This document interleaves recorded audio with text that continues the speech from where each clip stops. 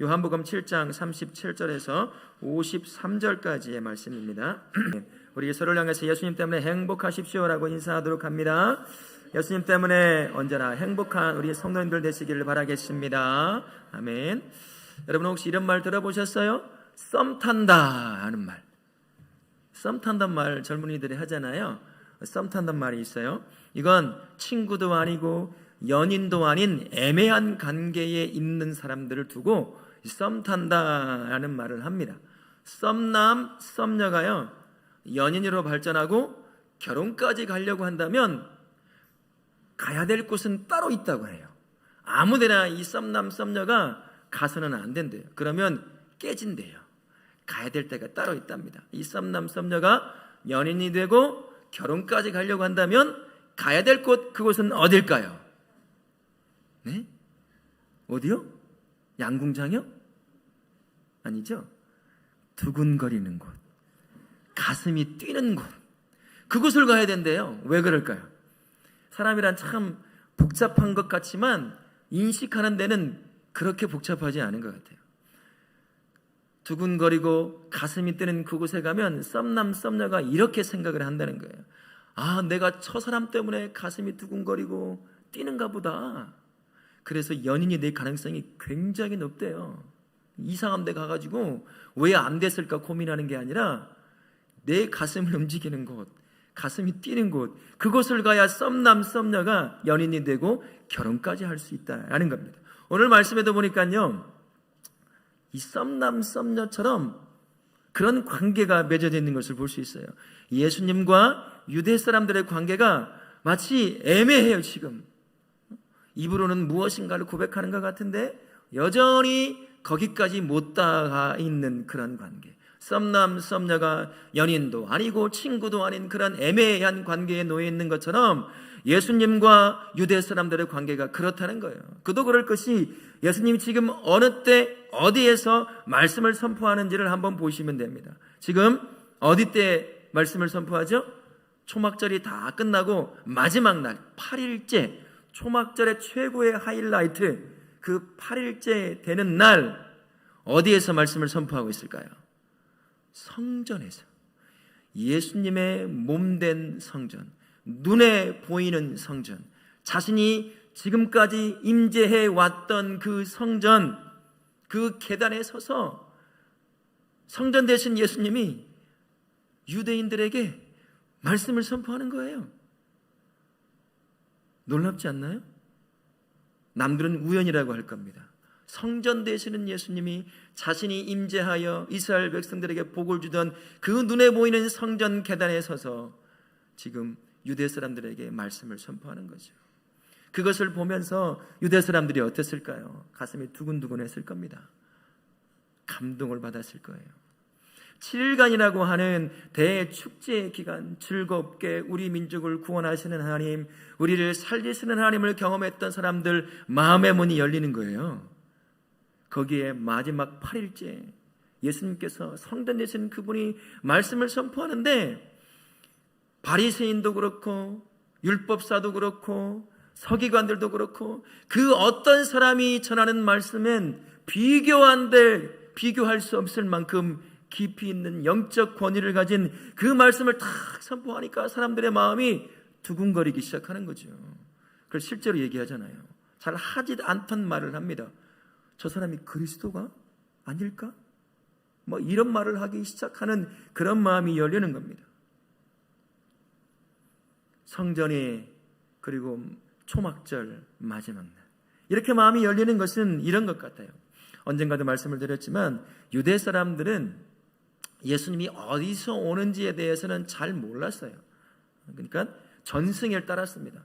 성경을 연구하는 사람들은 알고 있었을지는 모르겠지만 보통 전승에 따라서 그냥 온다라고 생각하고 있었습니다. 대부분의 사람들이. 그런데 한 가지만은 공통점을 가지고 있었어요. 어느 때 메시아가 오느냐, 거기에 대해서는 공통점이 있었습니다. 만약에 메시아가 온다면 그때는 어느 때일 것 같으냐? 이 초막절이라는 거예요.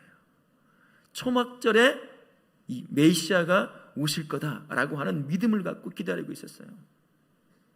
그러다 보니까 예수께서 성전에 서서 말씀을 선포하는 그 모습, 그리고 그 선포되는 말씀의 권위에 사람들이 마음이 확 열리는 것입니다. 예수님이 지금 이 상황을 적극 잘 활용하고 있는 거예요. 자신을 향해서 마음이 열려 있어요, 지금. 그리고 마지막 8일째 되는 날 특별한 행사가 하나 있거든요. 지난 7일 축제의 기간에는 공통적으로 매일같이 하는 행사가 하나가 있었어요. 제사장이 실로암 연못에 가서 물을 떠와서 성전 앞에 있는 돌에 물을 붓는 일이었어요. 이건 상징적인 의미가 담겨져 있었는데, 이들의 조상들이 애굽의 노예로 있다가 모세를 통해서 자유함을 얻잖아요. 근데 광야에서 40여 년 동안 헤매잖아요. 그때 죽지 않고 살았던 이유가 하나님께서 반석에서 생수를 내셔서 그것을 먹었기 때문에, 마셨기 때문이거든요. 다 그런 상징적인 의미를 가지고 우리에게 생명의 물을 주시라고 매일같이 제사장이 실로암 연못에 가서 물을 떠 성전 앞에 있는 돌에 바위에 물을 부은 거예요. 근데 마지막 날 8일째는 물을 붓지 않습니다. 아무것도 안 해요.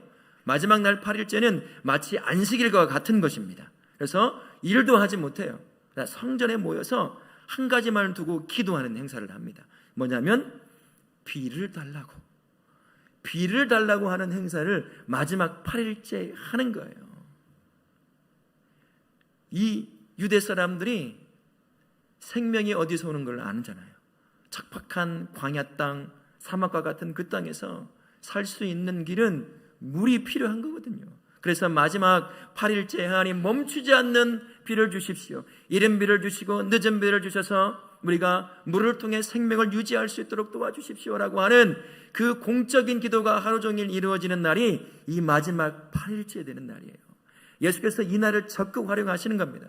이미 마음의 문이 열려 있죠. 8일째 물에 대한 갈급함, 그것을 고백하고 기도하며 하나님 앞에 나아가는 그 상황에 예수께서 딱 성전에 서서 이때를 이때다라고 생각하시면서 그들에게 강력한 말씀으로 자신에게 나아올 것을 초청하시는 것을 볼 수가 있습니다.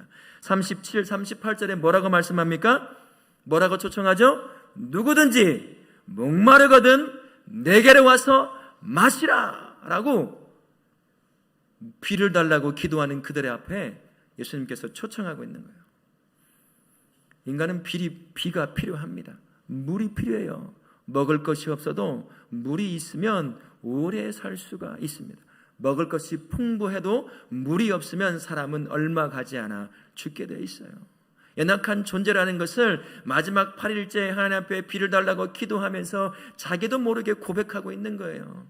그 옛날 우리 조상이 광야 땅, 죽음의 땅과 같은 그 광야에서 하나님께서 반석을 깨트려 내신 생수를 먹고 살았던 것처럼 우리에게도 여전히 멈추지 않는 물을 주십시오 라고 마지막 8일째 제사장을 중심으로 해서 하나님 앞에 기도하며 나아가는 겁니다.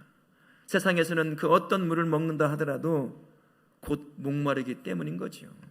그러나 하나님이 주시는 생수, 그와 같이 예수 앞에 나오는 자에게 예수님이 주시는 생수를 먹으면 결코 목마르지 않게 되는 겁니다. 예수님 지금 그 얘기를 하고 계시는 거예요. 지금 그래서 비를 달라고 기도하는 이 시간에 예수께서 나에게 나오라, 그러면 내가 너에게 생수를 줄 것이다 라고 그렇게 지금 유대 사람들을, 이미 마음이 열린 그들을 자신에게 나오도록 초청하고 있는 겁니다.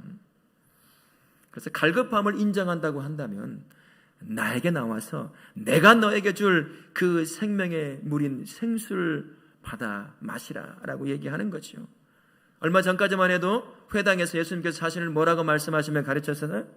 나는 하늘에서 내려온 생명의 떡이다고 말씀을 하셨어요. 그래서 나를 먹고 마시는 자마다 줄이지 않을 것이다 라고 말씀하신 그분이 이제는 물을 갈구하는 마지막 8일째 나에게 나오면 나를 통해 너에게 니들이 먹게 될, 마시게 될 생명수, 그 생수로 인해서 더 이상 목마르지 않을 거다. 그러니 나에게 나오라. 나에게 나오란 말이 무슨 말일까요? 나를 믿으라는 얘기예요. 나를 믿고 나를 따르라 라는 말씀을 하며 그들을 초청하는 겁니다.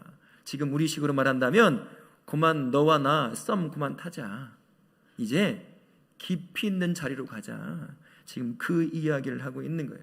썸 타는 수준에 머물러 있으려고 하지 말고 진짜 생수를 줄 수 있는 나와 누구와의 관계와는 비교할 수 없는 깊은 관계까지 나아오기를 예수님이 지금 요구하시는 거예요. 예수님이 요구하시는 이 초청에 유대 사람들이 자기들만의 견해를 가지고 여러 반응을 보이거든요. 40절부터 53절까지 말씀이 그 말씀입니다. 어떤 사람이 이렇게 말하잖아요. 야, 성전에서 선포하는 말씀을 들어보니 저 사람이, 예수라는 저 사람이 그리스도가 아니고 누구겠느냐라고 말하는 사람이 있어요. 또 어떤 사람은 이렇게 말해요. 아니야. 그리스도까지는 아니어도 참 대단한 선지자인 건 확실한 것 같아. 야, 아니야. 어떻게 그리스도가 갈릴리에서 왔겠냐? 그럴 수 없어. 여러분, 갈릴리가 어떤 동네죠? 거기 별칭이 있었어요. 이방인의 도시예요. 이방인의 도시에서 어떻게 메시아가 나올 수 있겠느냐는 거죠. 또 어떤 사람이 이럽니다. 메시아라고 얘기하니까, 그리스도라고 말하니까, 야, 진짜 저분이 그리스도라고 한다면 다윗의 씨로 오게 될 텐데, 다윗이 어디서 살았냐? 베들레헴에서 살지 않았냐? 그는 베들레헴에서 와야 되는데 갈릴리에서 왔다고 하지 않냐? 그러니까 예수님이 뭔가 특별한 분이면 알긴 알겠는데, 누구는 그리스도다, 아니다, 선지자다, 마음이요, 많이 열려 있는 거예요. 이들의 입에서 쉽게 그리스도라는 이름이 나올 수가 없는데, 그리스도라는 이름이 나오기 시작하는 거죠. 마음이 많이 열려서 예수님을 한 걸음 더 가까이 나아간 것을 볼 수가 있습니다. 그럼에도 여전히 이 유대 사람들은 예수님과 썸만 타고 있어요. 예수님을 믿음으로 받질 않습니다. 여전히 그러고 있는 거죠. 믿음의 결단을 통해서 예수님을 구세주로, 인생의 주인으로 딱 모셔드려야 할 텐데 여전히 썸남 썸녀가 썸만 타고 있는 것처럼 그렇게 있는 거예요. 예수님을 바라보고 예수님과 함께 있으면 놀라운 기적과 같은 말씀도 듣고 때로는 직접적으로 치료도 받고 이런 많은 것들을 경험해서 좋긴 한데 거기까지 머물러 있는 거예요. 더 깊이 나아가지 못하는 겁니다. 이들이 여전히 예수님에 대한 견해만 가지고 있다는 것을 알 수 있는 구절이 한 구절이 있어요. 53절에 뭐라고 말하는지 한번 보세요. 53절에 뭐라고 합니까? 다 각각 집으로 갔어요. 그 많은 기적, 그 많은 하나님의 놀라운 말씀을 들었음에도 믿음의 결단을 하지 않고 예수님을 붙잡지 않고요, 그냥 떠나는 거예요. 썸남 썸녀가 연인 되지 않으면 헤어지는 거예요. 이들도 예수님에서 떠나 각각 자기 집으로 다 돌아가 버렸습니다. 유대인들에 대한 예수님의 마음, 이들은 잘 모르는 거죠. 이제 썸은 그만 타고 나와 깊은 관계 가운데 나오기를 원한다. 아니야, 예수님의 마음을 여전히 모른 채 그저 예수님을 아는 견해에 여전히 머물러 있는 거예요. 그러니 그 안에서 주시는 은혜를 못 누리며 살아가게 되는 거죠. 근데 우리도 그럴 수 있다는 것을 발견하게 됩니다. 나름대로 우리도 예수님에 대한 견해를 다 가지고 있어요. 예수님을 믿는다라고 말한다고 해서 예수님을 구세주로 영접했다고 확신할 수 없습니다. 유대인들처럼요, 예수님을 만나는 그 삶, 그저 예수님에 대한 견해를 가진 것을 믿는다고 확신 있게 장담하여 말할 수 없다라는 거지요. 우리 성도들에게 예수님은 어떤 분이신가요? 예수님 하면 떠오르는 게 뭔가요? 나에게 누군가요? 선하신 분이신가요? 능력이 있으신 분인가요? 사랑 많으신 분? 자아 성취를 이루신 분인가요? 아니면 지혜가 충만하신 분인가요? 아니면 치료하신 분인가요? 나를 성공하게 만들어주는 분, 내 자식 잘 되게 만들어주는 분, 돈 많이 벌게 해주는 분. 여러분, 예수님이 어떤 분이세요? 여러분, 이거 틀린 말은 아니에요. 예수님을 만나면요, 예수께서 내 삶에서 역사하신 일들이 참 다양하게 일어나요. 그런 일들이 이렇게 일어날 수 있어요. 유대 사람들은 마찬가지였습니다. 가장 우리보다 더 가까이 눈에 보이는 예수님과 함께 호흡하며 살았던 사람들이 유대 사람들이에요. 예수님께서 주시는 말씀을 듣습니다. 마음의 감동을 받죠. 기적을 때로는 직접 경험도 해요. 치료도 받습니다. 병 고침의 역사뿐만 아니라 귀신 들림에서 자유함에 얻는 그러한 역사도 막 경험해요. 그러니 나름대로 자기의 견해가 만들어지는 거죠. 예수님이 누구다라고 하는 견해가 만들어지는 거예요. 근데 문제는요, 예수님에 대한 견해에 머물러 있게 된다는 거죠. 한 걸음 더 나아가서 예수님을 믿음의 결단을 통해 자신의 구주로, 인생의 주인으로 영접하지 않아요. 그저 예수님에 대한 견해만 가지고 그것이 마치 예수님을 믿는 것인 양 착각에 빠져 있을 수 있다는 거예요. 유대 사람들이 그러고 있습니다. 그들의 모습이 우리의 모습일 수도 있다는 거예요. 그래서 예수님께서 요구하시는 겁니다. 이제 너와 나 썸 좀 그만 타고 더 깊은 관계로 좀 나아가자. 이제 나에게 오면 네가 얻지 못하는 진정한 생수를 나를 통해 얻게 될 거야. 그러니 이제 나를 간보는 걸 그만하고 나한테 오라는 거예요. 이 초청을 받아들이라, 그 말씀을 지금 하고 있는 겁니다. 예수님의 초청에는요, 중간지대가 절대 없어요. 안전지대가 없습니다. 마태복음 8장과 누가복음 9장에 보면 예수님께서 제자들을 세우시는 장면이 나오거든요. 자신을 좋다고 막 수많은 사람이 따라와요. 그럴 때 예수님께서 뭐라고 말씀하시냐면 그들을 향해서 나를 따르라 라고 말씀해요. 근데 그 말을 듣자 수많은 사람들이, 예수님께 감동 먹었던 썸 타고 있는 수많은 유대 사람들이요, 이렇게 말을 합니다. 우리 아버지가 소천했는데요, 아버지 장사하고 제가 쫓아갈게요. 또 어떤 사람이 이렇게 말해요. 어떻게 작별 인사도 못하고 쫓아가요. 내 가족도, 나의 친척도, 내 친구들에게도 작별 인사라도 하고 예수님 쫓게 해주세요 라고 말합니다. 참 타당한 말처럼 보이잖아요. 근데 예수님 뭐라고 말씀하신 줄 아십니까? 죽은 자로 장사하게 하고 손에 쟁기를 잡고 뒤를 돌아보는 자는 하나님 나라에 합당하지 않다. 매몰차게 자신을 따를 것을 요구하셨어요. 자신의 초청에 응할 것을 요구하셨습니다. 늦추지 말라는 거죠. 지체하지 말라는 거예요. 내일이라고 하는, 내일 갈게요, 내일 할게요라고 하는, 내일이라고 하는 안전지대, 그런 곳은 없어요. 손해볼까 봐 두려워서 내가 가지고 지금 누리고 있는 것 가장 안전하게 유지하면서 예수님을 따르는 안전한 그런 중립지대는 절대 없다는 거예요. 예수님을 믿는 것에는요. 예수님을 믿음으로 결단하여 나의 구세주로 영접하고 내 인생의 주인으로 믿고 따를 것이냐, 아니면 안 믿고 안 따를 것이냐, 이 두 가지만 선택하게 되어 있는 겁니다. 나만의 중립지대, 나만의 안전지대, 거기서 나오라는 거예요. 여러분은 어떠신가요? 10년, 20년, 30년 예수를 믿어왔다라고 생각하실 텐데 어떠신가요? 여러분만의 안전지대에 머물러 계시지 않나요? 예수님에 대한 견해를 많이 가지고 있는 것을 내가 예수님을 진짜 믿고 있다고 착각하고 있는 것은 아닌가요? 예수님께서 우리에게 요구하십니다. 믿음의 결단을 통해 나를 구세주로, 그리고 나를 너의 인생의 주인으로 영접하라, 그렇게 강력하게 우리에게 초청하십니다.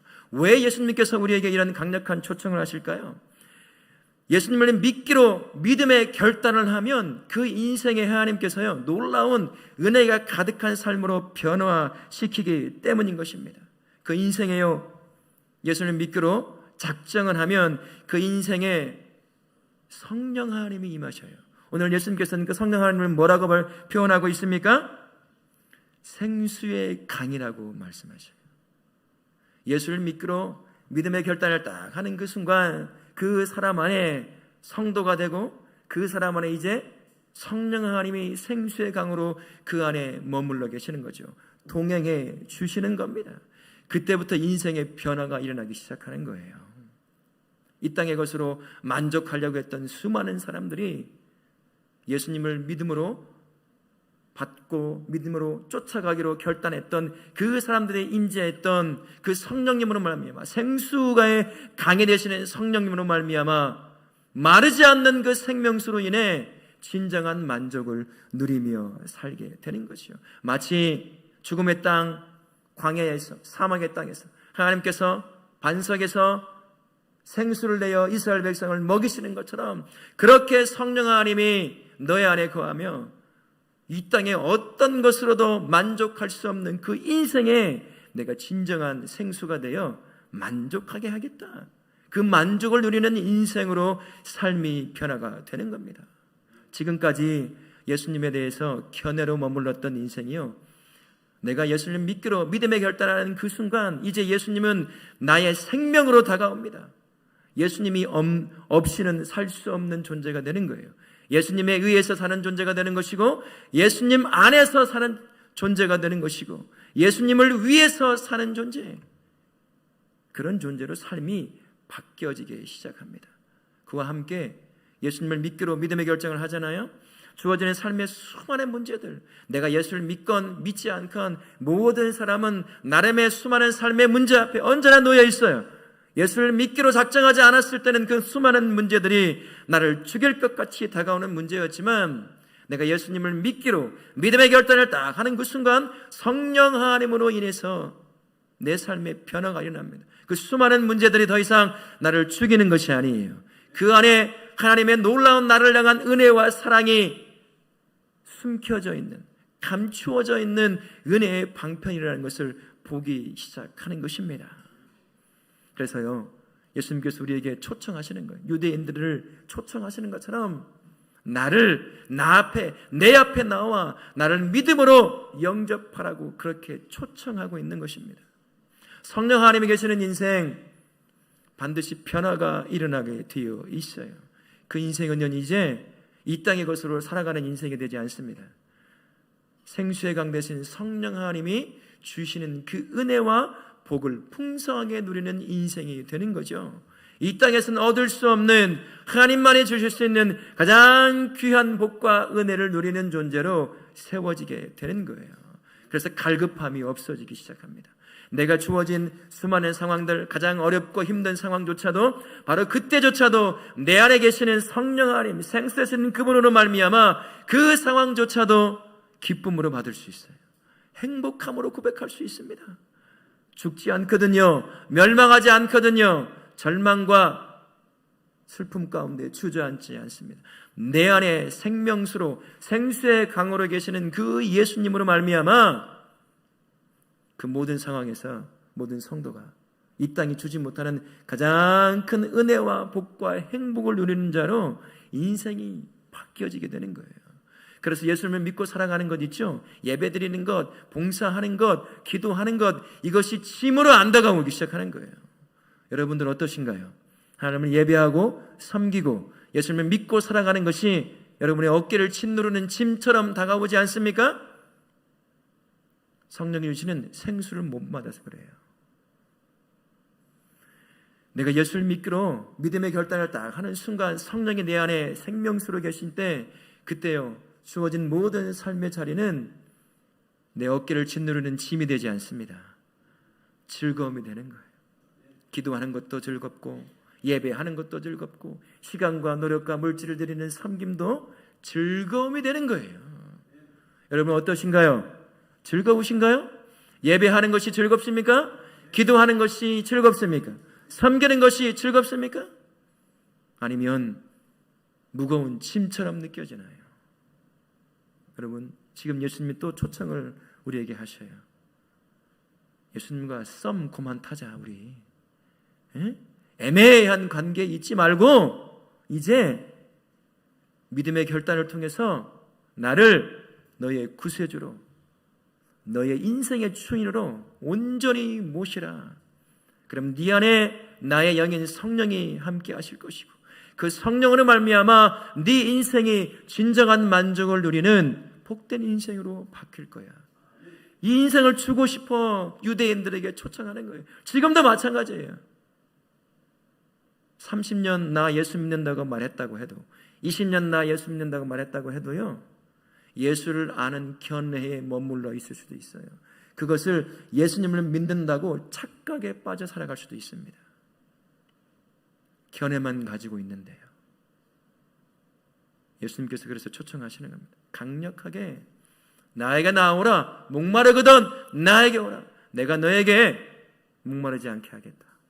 성령 하나님을 통해 진정한 복과 은혜를 누리게 만들겠다라고 초청하시는 우리 예수님의 초청에 여러분들이 응하실 수 있기를 바랍니다. 근데 믿음의 결단이라고 하는 게요, 쉽지가 않을 때가 있어요. 여러 방해거리들이 있죠. 수많은 방해거리들이 있어요. 내 가정 안에서, 내 안에서 일어나고, 내가 세워진 삶의 자리에서 내가 믿음의 결단으로 예수님을 고백하고 인정하는 그 삶을 살려고 하면 다양한 문제가 발생해요. 내가 믿음의 결단을 하면 손해볼 것 같아요. 진급에 어려움을 당할 것 같아요. 돈 버는 일에 지장이 있을 것 같아요. 좋은 대학 가는데 지장이 될 것 같아요. 하나님을 예배하고 섬겨야 되니까. 미움받을 것 같아요. 이런저런 어려움에 처할 것 같아요. 그러다 보니까 사람들이요, 예수 믿는다고 하는 사람들이 안전지대를 탁 만들어놔요. 안전지대를. 내일 따라갈게요. 이거 끝내고 갈게요. 이렇게 마치고 갈게요. 순종할게요. 다 나름의 손해 안 보고 지금 가지고 있는 것 다 갖고 누릴 만큼 그 범위 안에서 하는 거죠. 그 안전지대를 딱 만들어놔요. 유대인들이 그러고 있었어요. 다 각각 집으로 가버렸거든요. 유대 사회에서는요, 예수를 믿으면 유대의 정치, 종교 지도자들이요, 이들을 가만두지 않았습니다.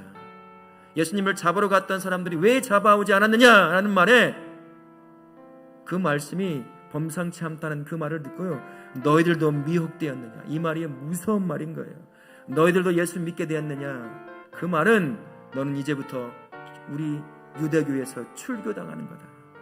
유대 사람들이 유대교에서 출교당하면요, 사형 선고와 같은 거예요. 이제 하나님의 백성이 아닌 겁니다. 죽은 것과 똑같은 거예요.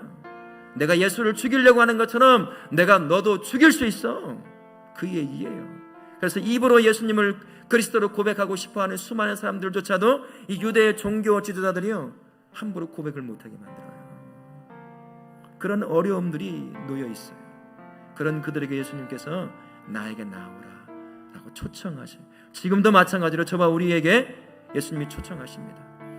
너 30년, 20년, 10년 동안 예배 드린다고 나와 있는 거 아는데 너 여전히 나와 썸만 타고 있더라. 나에 대한 견해만 가지고 있으면서 나를 믿는다고 착각에 빠져 있더라. 이제 그거 다 포기하고 믿음의 결단을 통해서 나를 너의 인생의 구세주로, 너의 인생의 주인으로 모시라는 거예요. 이런 믿음의 결단을 요구하시는 하나님께서 저와 우리에게 자신의 마음을 이렇게 이야기하십니다. 시편 23편 1절과 3절 말씀 같이 한번 읽겠습니다. 시작. 여호와는 나의 목자시니 그가 나를 푸른 풀밭에 누이시며 쉴만한 물가로 인도하시는도다. 내 영혼을 소생시키시고 자기 이름을 위하여 의의 길로 인도하시는도다. 이사야 43장 2절은 또한 이렇게 말씀합니다. 같이 읽습니다. 물가운데로 지날 때 내가 너와 함께 할 것이라. 강을 건널 때 물이 너를 침몰하지 못할 것이며 내가 불 가운데로 지날 때 타지도 아니할 것이요 불꽃이 너를 사르지도 못하리니. 네가 나를 구세주로, 너의 인생의 주인으로 믿기로 믿음의 결단을 한다면 나의 영 성령이 너와 함께하면서 너의 모든 삶을 친히 인도해 갈 거야. 그러니 두려워하지 말라는 거예요. 손해볼까봐, 피해볼까봐, 누리는 거 다 포기해야 될까봐 두려워서 예수님을 내 구주로, 인생의 주인으로 모시는 그 믿음의 결단을 여전히 못하고 있고 여전히 견해만 가지고 있는 썸 타는 중만 있다고 한다면 지금 예수님 여러분과 저에게 강력하게 도전하십니다. 네 인생에 내가 주인이냐, 네 인생에 내가 너의 구세주냐, 이 도전을 하고 계십니다. 바라기는 우리 다울학교의 모든 성도님들은 이제 썸은 그만 타고 예수님을 여러분의 구세주로 영접하실 수 있길 바랍니다. 예수님을 여러분의 인생의 주인으로 온전히 모셔드리길 바랍니다. 그분을 통해 오시는 성령 하나님이 이 땅에 주지 못하는 가장 귀한 복과 은혜로 여러분의 삶을 채우시고 인도해 가실 줄로 믿습니다. 이 한 주간 믿음의 결단을 통해 성령 하나님을 통해 풍성한 그 은혜와 복을 누리시는 우리 성도님들 되실 수 있기를 예수님의 이름으로 축원합니다. 아멘.